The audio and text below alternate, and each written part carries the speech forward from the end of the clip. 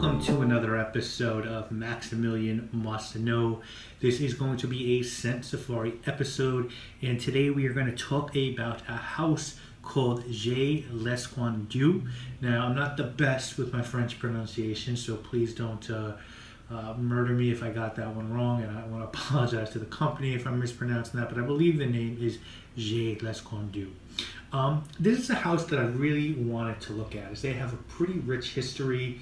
They're a French luxury perfume house that dates back to really early 1900s when Joseph Lesquendieu started the company. He was a pharmacist and perfumer, and one of his grandsons, Jerome, in 2015, decided to resurrect this house.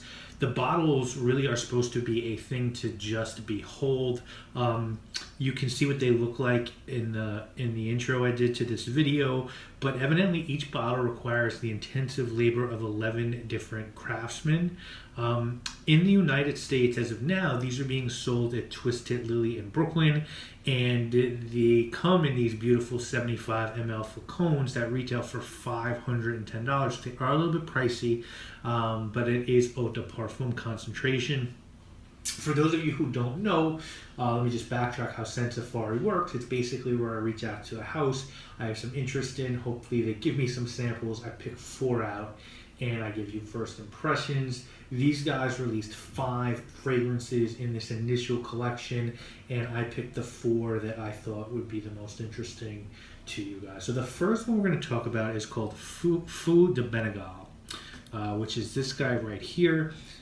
This one has notes of fig, almond, davana, rose, iris, mandarin, tolu balsam, vanilla, musk, and tonka bean. And this to me is just a gorgeous, stunning gourmand scent. You're going to get fig, you're going to get orange and almond at the top. It's sweet, but it's not super sweet, because you also get the balsa wood and some rose and iris. So it's a little floral.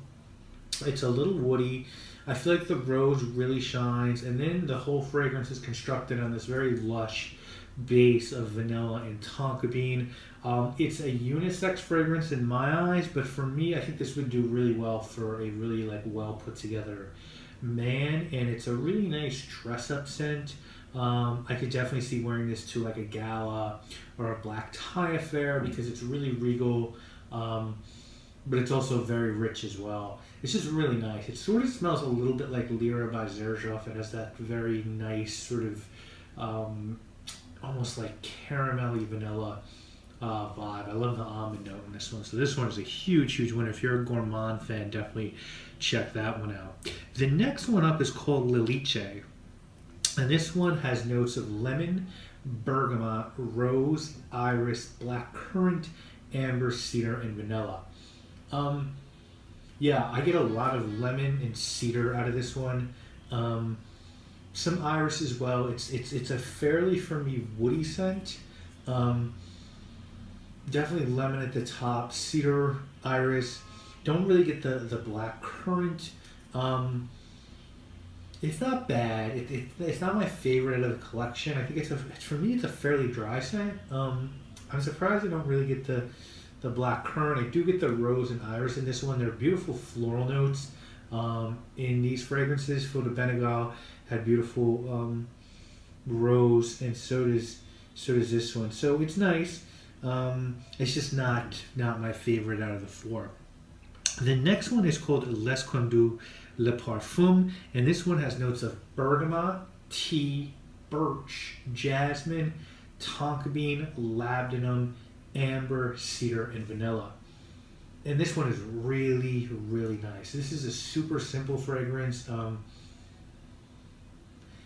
get bergamot, I get tea, I get a little bit of birchy woodiness. Jasmine is in there. There's also obviously tonka in this one.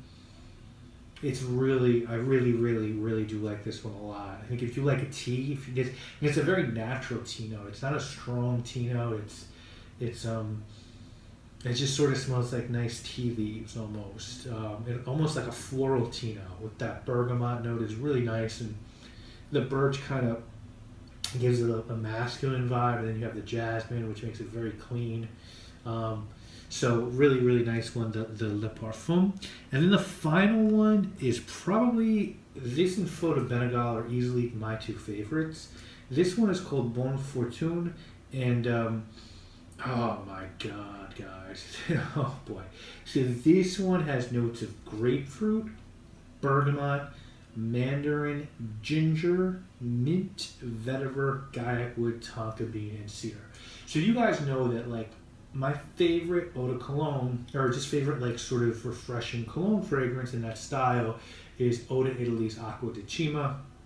I personally think that and Xerjoff's 1861, the original one, I think it's been rebranded as Renaissance, are the two best colognes on the market. There's lots of other goods. Creed has a really nice one. I think it's called Original Cologne or something like that. Chanel's cologne is really good in their exclusive series. Roger does bergamot and Neroli's extracts are really, really good.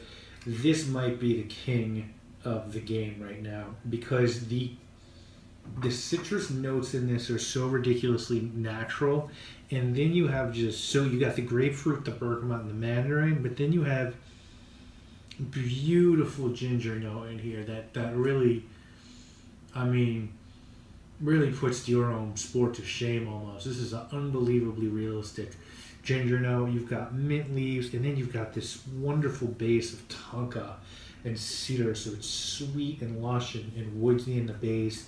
It's just amazing. You know, if I had to get a full bottle of this, one of these, this would probably be the one. And you know, if I get it by the end of the year, this might be top 3 best fragrances of my list for purchased in 2016, because this is just on another level in terms of quality. And this one just lasts and lasts and lasts, and the citrus is just so realistic. So there you go, guys. These are my take on this line, J.Lesquendieu. They're a little pricey, I get that, but I would definitely give them a chance because they're really, really, really good quality. You know, we're sort of in a place where there's, you know, fragrance houses out there that are charging a lot more than this. So, you know, these are really, really good for what they are, and the bottles are just stunning to look at. So please give these a chance. Twisted Lily has them. I'll link to Twisted Lily. I'll link to J.Lesquendieu as well. And let me know if you've tried any of these, what your opinions are. I'd love to know how other people have viewed these. And I'll see you guys later this week with more videos. Guys, I want to thank you all so much for watching. Obviously, my name is Maximilian.